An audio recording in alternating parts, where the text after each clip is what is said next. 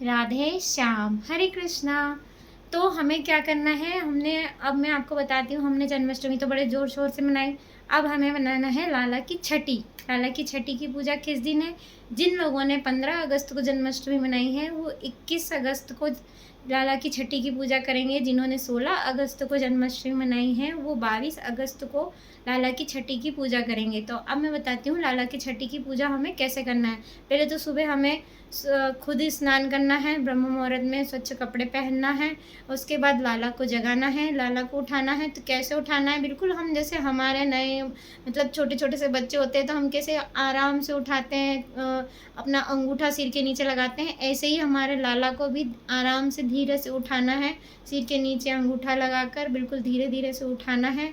उसके बाद उन्हें बैठाना है। पहले एक चौकी लेना है, चौकी पाटा जो भी आप बोलते हैं, पटिया चौकी, उस पे लाल वस्त्र या पीला वस्त्र बिछाना है। फिर एक पान का पत्ता रखना है, पान के पत्ते पे कुमकुम से सातिया बनाना है। फिर उस पे आँखें वाले थोड़े से एक मुट्ठी चावल रखना है।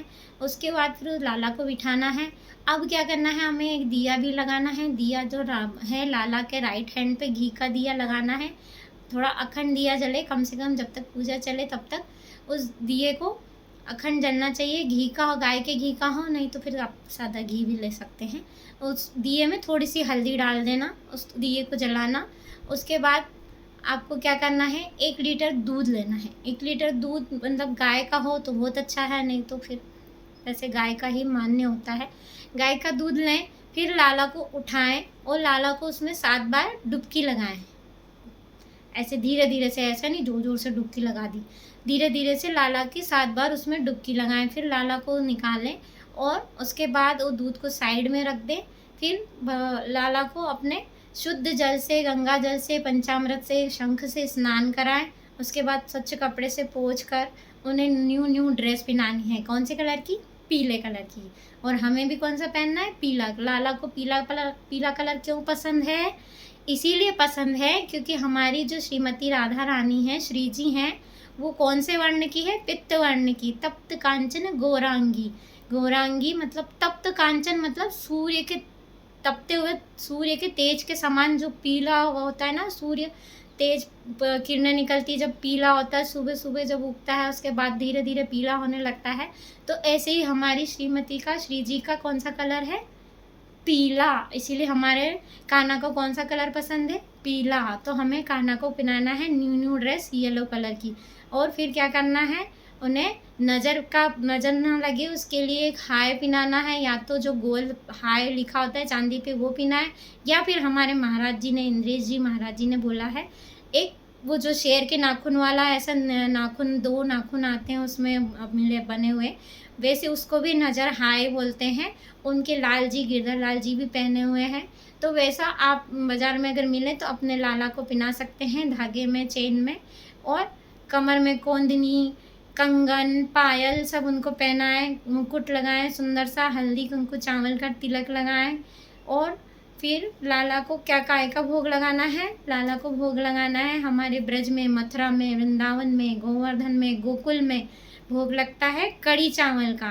लाला को कड़ी चावल बहुत पसंद है। कौन सी कड़ी? भजिए वाली कड़ी। तो भजिए वाली कड़ी में भजी वाली कड़ी और चावल, मालपुआ और खीर का भोग लगाना है। और वो दूध की खीर नहीं बनाना है जो दूध में डुबकी लगाई, वो दूध में चीनी मिला के आपको पीना है। घर में सबको चरनामत की तरह चाय बना के नहीं पीना है, सिंपल उसी को ऐसे ही पीना है, ठीक है। उसके बाद क्या करना है, लाला को तैयार करके झूला झुलाना है, झूला झुलाना है और आरती करना है। उसके पहले हमें लाला का नामकरण करना है। नाम भी बोलेंगे हम। जब हमारे लाला, हमारे यहाँ भी जब बच्चे होते हैं सबके यहाँ, तो उनका नामकरण होता है छठी के दिन। तो ऐसे ही लाला का भी नामकरण करना है। अगर नहीं है, आप नए लाए हैं तो उनका नाम रखें, और जो पुराने हैं तो उन्हीं का नाम आप उनको कान में बोलें। जैसे मेरे लाला का नाम है गोविंद, तो बोलूँगी मैं आज से आपको गोविंद बोलूँगी। अगर आपके लाला का नाम मधुसूदन है तो आप बोलोगे आज से मैं आपको मधुसूदन बोलूँगा, बोलूँगी। गोविंद, माधव, गोपाल, जो भी आप रखना चाहें वो नाम बोलें, और जो रखा हुआ है वही नाम उनके कान में बोलें। और एक नई चम्मच लेनी है स्टील की, जो दिया जल रहा है उस दिए में वो चम्मच को पूरा तपाना है, तो वो काली हो जाएगी, मतलब काजल बन जाएगा।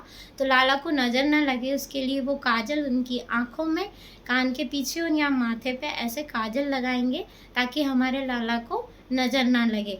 उसके बाद आरती करने के बाद उनको झूला झुलाएंगे। ठीक है, ऐसे हमारे लाला की छठी की पूजा करना है। बहुत से लोग 56 भोग भी लगाते हैं, तो आप 56 भोग भी लगा सकते हैं, और नहीं तो कड़ी चावल और मालपुआ खीर का भोग लगाना है। और इस पूरे टाइम में जो पूजा चल रही है आपकी, तो गोपाल सहस्त्र नाम आपको बोलते रहना है, या फिर यूट्यूब में आप गोपाल सहस्त्र नाम लगा सकते हैं। गोपाल सहस्त्र नाम लगाकर लाला का आपको अभिषेक करना है, छठी की पूजा करना है। लाला को गोपाल सहस्त्र नाम बहुत प्रिय है। राधे श्याम, हरे कृष्णा, हरि बोल। हाथी घोड़ा पाल की, जय कन्हैया लाल की। नंद के आनंद भयो, जय कन्हैया लाल की, हरि बोल।